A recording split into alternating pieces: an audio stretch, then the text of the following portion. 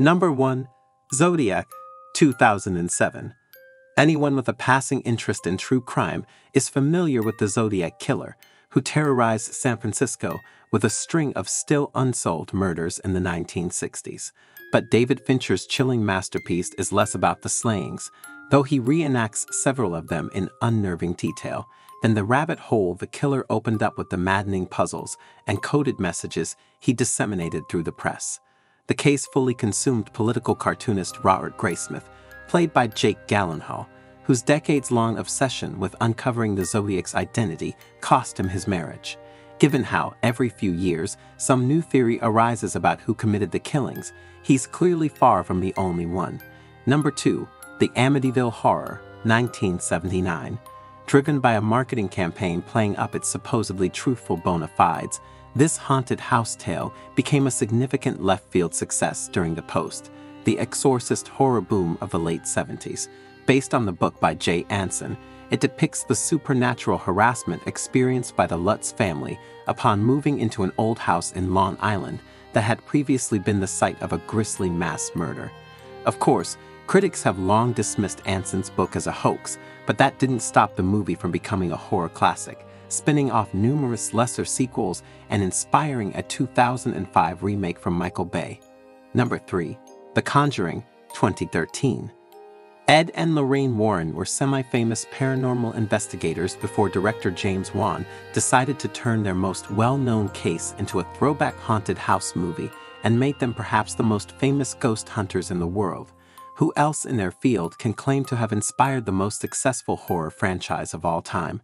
The so-called Conjuring universe has spun off in several directions now, including the Annabelle movies, but the first film takes its inspiration directly from the Warrens' account of investigating supernatural activity at a crumbling farmhouse in Rhode Island back in 1971.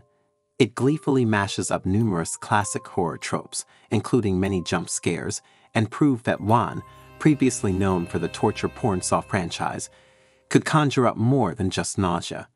Number 4. Poltergeist, 1982.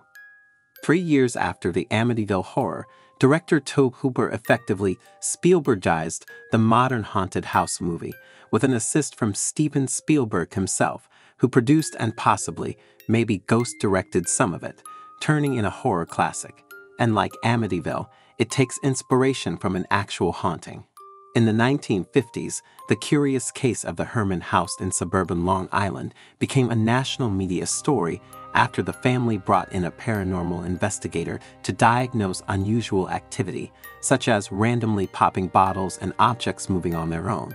The house did not ultimately vanish into an interdimensional portal, however. Number 5.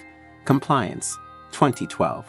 The incident that inspired this indie thriller didn't end in death or involve any sort of bloodshed, but it is nonetheless deeply disturbing, and not without torture. In 2004, a man claiming to be a police officer called a fast food restaurant in rural Kentucky and managed to convince the employee, who answered, to strip search her coworker, the first in a series of rapidly mounting indignities. Craig Zobel's claustrophobic drama doesn't exploit the humiliation of what turned out to be an incredibly fucked-up prank call, but uses it as a springboard to explore the American fealty to authority. Number 6 to 10. Rington Place, 1971. John Christie is perhaps second to Jack the Ripper as London's most infamous serial killer, an unassuming postman who, in the 1940s and 50s, strangled at least 8 women, including his wife, and hid their corpses in the walls of his Notting Hill flat.